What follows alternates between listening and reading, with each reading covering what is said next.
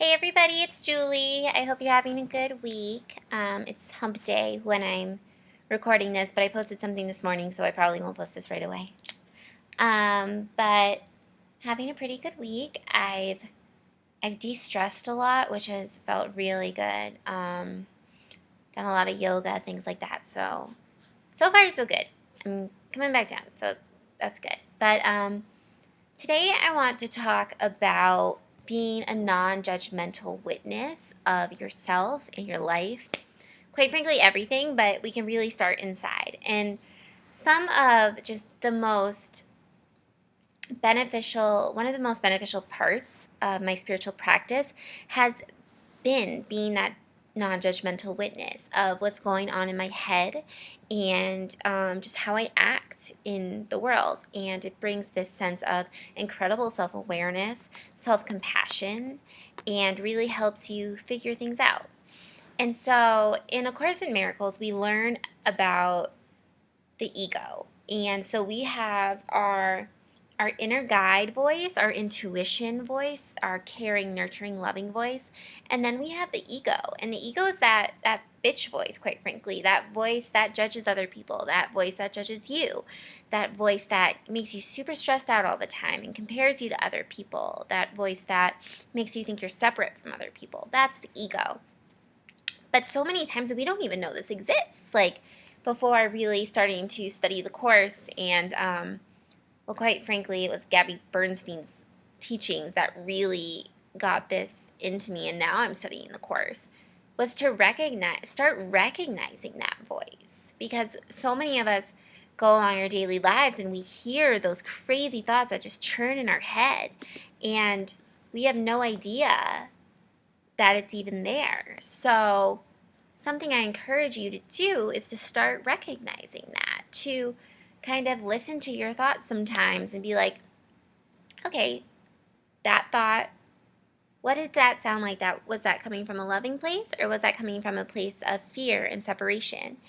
And really kind of separating the voices in your head and realizing who is your true essence, who is your inner guide, your highest self, and who is your ego talking there? Who's that inner critic, that self-critic?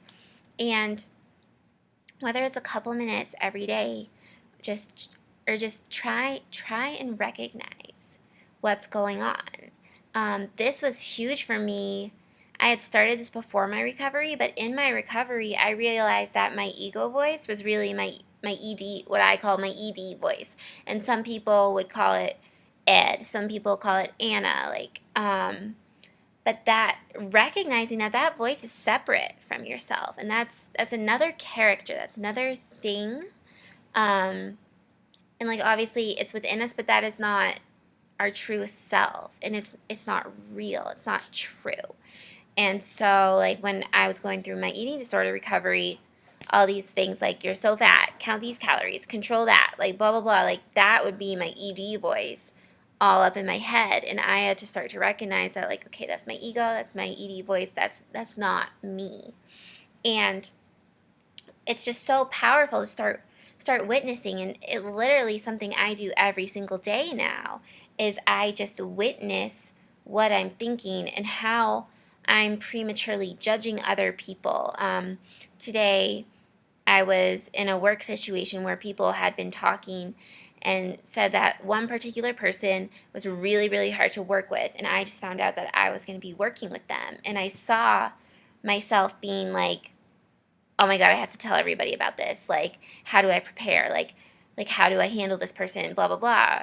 And I literally, I stopped myself and I was like, okay, this is not a spiritual, loving attitude right now. Like, you are one with this person. Other people might have had a hard time working with them, but you're aware of that, and you can rise to the occasion and work well with this person, and you don't have to go gossip with other people about it. So it's that kind of witnessing that really begins to transform your whole experience. But a key to this is the non-judgmental part. It's having compassion for ourselves. It's, yeah, recognizing that ego thought might be awful, thought about someone, something, yourself, and being like, okay, that's there. That's there right now. And I witnessed that, but I'm not going to harp on myself on it. I'm not going to judge myself on it. I'm just going to see that it's there. And by witnessing it, you start to take away its power. And so you just, and by witnessing it, you can try to act in a more loving way the next time. Or you can combat that ego thought with, okay, thank you, God, for helping me see this differently. Thank you, God, for helping me just shift my perception about this thought. And just these many conversations that can go on and retrain your mind and go on in your head. And I had a moment a couple weeks ago where there was a situation that I just wasn't super thrilled with how I had acted in it. And but it was something that I was like, okay, I had to learn that lesson. I had to learn that lesson. I'm not going to harp on myself about it. I'm going to forgive myself. Like, I did what I wanted to in the moment. I acted how I felt like in the moment, and that's that. And I'm not going to think I'm a bad person. I'm not going to do anything. I'm just going to learn from it and know that that doesn't work for me anymore and move on. So it's just simple things like that. So if you're just brand new to the spiritual path, know that you, at your essence, you are love. At your truest, at the core of you, you are love. And you are spirit, and you are a child of God, the universe, whatever you believe in. And that is pure love and pure goodness. And that there are things inside of us, things that the world has implanted in us that has made our ego just kind of take over and put these ideas in our head that aren't true, and to run the show in our conversations. But we can take that conversation back. And it's just by doing these simple little things like beginning to witness, beginning to think about what you're thinking, and that can really start to change things. So it's kind of a ramble, a little bit long, but I hope it makes sense. If you have any questions, don't hesitate to put a comment in the comments box or send me an email or whatever. Love you lots. Bye.